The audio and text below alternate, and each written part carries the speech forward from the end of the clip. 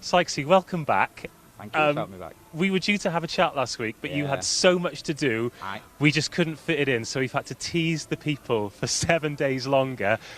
Congratulations on last week, because when I drove into the ground, there were people having snowball fights on Old Deer Park, just 100 yards down the way. Yeah, man. But you managed to produce a pitch, you and the team managed to produce a pitch that, well, yielded all of those tries and a great game of rugby. You must have been quite pleased with that. Yeah, that's what I signed up for this for. We talk about this a lot, Dave, but it is.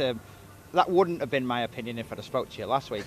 If we could have had 2 minutes to talk, they would have been full of expletives. But when you go to bed after the end of the day, yeah, it's a monumental effort. I mean, me and 2 guys, just to give you some context, moved 60 ton of frozen ice around the edge of this pitch, all like from there to there, about this deep, for 2 days last week after. So basically what that meant is, just put a little, we had a gas dome, we can talk about that if you want to talk about the gas dome in a bit. We had a gas dome covering this pitch, it was covered with parachute material, it put that much snow down onto the pitch. When they brushed that off that way, that leaves a monumental, and then that I've now got to move and dump over there. They're still just barely melting outside, it's still out there now, the snow. Yeah, it's where I earn my money. I earn a lot of money, you know, Dave, I'm a millionaire. But no, it really is where we've got to, you know, be on the ball. And henceforth, on days like that, I don't have time to come and talk to you, which made me very sad, I'm sorry. And to all the guys that were wanting to listen to us. Yeah, I'm not sure what was more blue last week, your language or your fingertips, because it was pretty cold, wasn't it? I think the former. So what's happened this week then? Obviously, we've got the sunshine that we've talked lots about. Feels like great conditions for the time of year. I look at the pitch and I see a great surface that we're going to have another great game on. What do you see? I see it getting worse match by match, and I've got to be positive about that. You know, it's a very aggressive sport, isn't it? And the boys go nuts, and every time there's a scrum now at this time of year, I'm like, oh, and I can't enjoy the match as much, if you want me to be really honest with you. What does it mean? It means that, you know, let's talk about the climate and stuff, and whether things are really happening. Whether there's a real effects going on. Importantly, whether we affect that is up for debate, but there's definitely some sort of change. Let me explain that to you.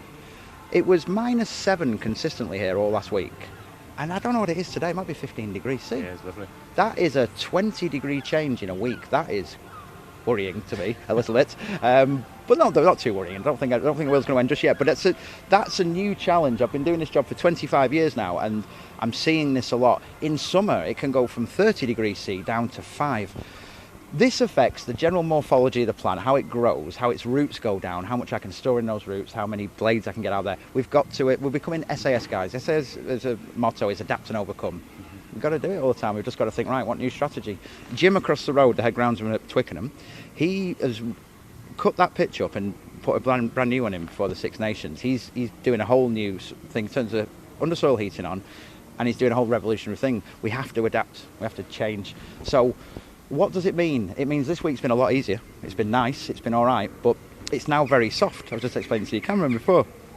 It was rock hard last week, now it's very soft. Every time the guys go out and play, or even train, we have to do a day's work to make it recover. So groundsmen are never happy, Dave. We're smiley people and we get on with it, but we're never happy with the pitch. And if we're ever happy with the pitch, we should quit our jobs and go home, really, because we're always trying to improve. Talk to me about this dome that you put up then, because I think anyone who follows on social media will have seen the pictures. Yes. Essentially, it reminded me of the glory days when we could have parties and we'd see sort of big tents. A marquee. A marquee. Yeah. But yeah, it covered the entire pitch. I remember the first time we spoke, you talked about you'd put a pitch covering out, but it was 3-dimensional. What were you doing underneath it? Yeah. So, let me go roughly through the system we have. Like, if we've got our own protection system, which is 12 big sheets that are difficult enough to put out, they only cover me for about -4 or consistent minus temperatures. After that, the whole of the Rugby Premiership is insured by a company called Stadia Sports Services. I'm sure they'd be very happy for me to mention them. But, you know, they do. It is quite important to mention them, Dave, because your initial statement was, last week, Sykesy, you did this, you did that, you got it great. Well, the truth is, when it's really bad like that, I feel a bit bad for the guys that come down, cover the pitch with the dome. They manage it.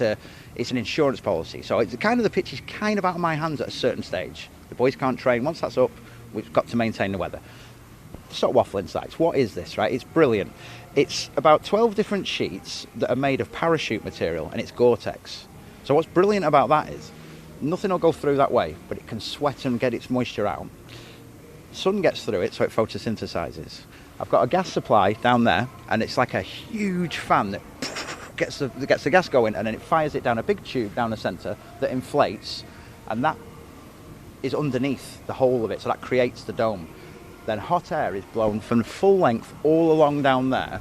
I had 65 degrees C at 2 in the morning last week. Yes, I was up at 2 in the morning checking it wasn't being blown over. I know, but it sounds yes, fantastic. That's why I was very tired. Sat under there. So the geeky stuff that people seem to be liking to hear from our conversations, that I find fascinating, is the plant loves it, because plants, grasses and all plants give off carbon dioxide, or give off oxygen as their byproduct, and breathe carbon dioxide as their oxygen to us, and they give it to us. It's the symbiotic relationship of plants. So what that means is, why am I saying that? When that gas is burning up there, it's giving off carbon monoxide and dioxide as its byproduct. The plant's getting sun, it's getting warmth, and it goes, oh, it's spring. So I can't wait for the sheets to come off, because then they come off, it's greened up, it looks fantastic, and everyone says, Sykes, he's brilliant, but poor old Stadium Services are driving back up to Northampton, absolutely exhausted, and going to bed after being up with me for 4 days. So that's why I mentioned them, because they cover the whole of the Premiership, every single club, if it's bad, and they've got to cover the whole country, logistically. Well, what goes on for getting these boys out onto this pitch? The way you've described them then, I don't know if you've seen the movie Kingsman, but it sounds like they're the guys that do everything behind the scenes, always save the day, but the only day that they want to be in the paper is when they're born and when they die. But, nailed it. Huge thanks to those guys. Yeah. You managed to make everything we talk about sound interesting, so I've got another challenge for you. All right. Is the grass different lengths throughout the season? When it's warmer, is it shorter? When it's colder, is it longer? Does that change? Yeah. I love it when someone asks me a question like this. Very rare. But yes, it does. I generally cut the grass at an even... Now, there's no standards. Nobody tells me what to do. So I set my own standards. And then that allows Quins... That's why we like our home grounds, because we've all got different ways of managing it. So I tend to keep this about somewhere between... I've been playing a lot in the last couple of years. Football is generally about 25 mil. Historically, rugby's been a very long grass, but as groundsmen we've evolved the game, adapt and overcome again, and I think a lot of us are starting to think, why does it have to be so long? When grass is long, it has more of a talking action, so it's longer here, look, that's like 50 mil. When a player goes on that, there's a better chance of it snapping from just the leverage of the length, is what my thinking is. So when it's a little bit shorter, it should stand up to the wear a lot better, and it gives better presentation. It allows... We keep a flatter surface nowadays, and then players can run more confidently, and they look better because of the way we're affecting this. So back to your question. I'm in waffly mode today, Dave, aren't I? I love it. It tends to be 25 to about 32 during the summer. Sometimes I cut it at 25 to remove seed heads, because I don't want the grass maturing too much. I like to keep it in a young state, so stop it doing the dirty thing, doing the naughty thing. Birds and the bees. We don't need to talk anymore, do we? To stop it doing that, I cut it nice and short now and again. It encourages regenerative soft growth.